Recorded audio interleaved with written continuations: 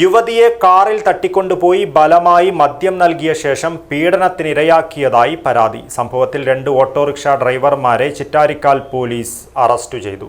Chittarikkal police station പരിധിയിലെ P Praveen എന്ന Dhanesh, MK Rahul എന്നിവരെയാണ് അറസ്റ്റ് ചെയ്തത്.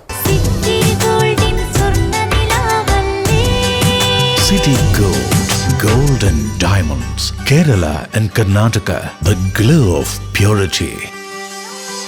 കഴിഞ്ഞ ദിവസം വൈകിട്ട് ഏകദേശം 5:45ഓടെയാണ് നാടിനെ ഞെട്ടിച്ച സംഭവമുണ്ടായത്.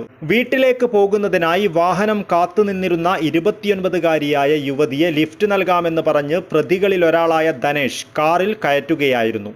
യുവതിക്ക് ഇറങ്ങേണ്ട സ്ഥലത്ത് ഇറക്കാതെ കാർ മറ്റൊരു ഭാഗത്തേക്ക് തിരിച്ചുവിട്ടു. അവിടെ വെച്ച് കാറിനുള്ളിൽ നിന്ന് ബലമായി മദ്യം കുടിപ്പിച്ച ശേഷം ധനേഷ് പീഡിപ്പിച്ചുവെന്ന് യുവതിയുടെ പരാതിയിൽ പറയുന്നു. ധനേഷ് ഫോൺ വിളിച്ച് രണ്ടാമത്തെ പ്രതിയായ രാഹുലിനെ സ്ഥലത്ത് വരുത്തുകയും തുടർന്ന് രണ്ടുപേരും ചേർന്ന് പീഡനം തുടരുകയായിരുന്നുവെന്നും യുവതി നൽകിയ മൊഴിയിൽ പറയുന്നു.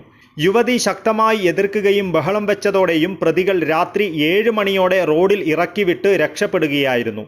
യുവതി വീട്ടിലെത്തി ബന്ധുക്കളോട് വിവരം അറിയിച്ചതിനെ തുടർന്ന് കുടുംബം യുവതിയെ കാഞ്ഞങ്ങാട് ജില്ലാ ആശുപത്രിയിൽ പ്രവേശിപ്പിച്ചു.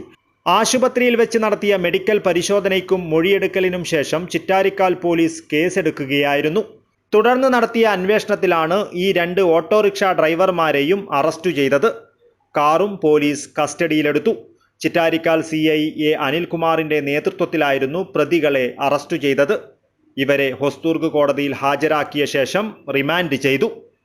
News bureau, Kasaragod.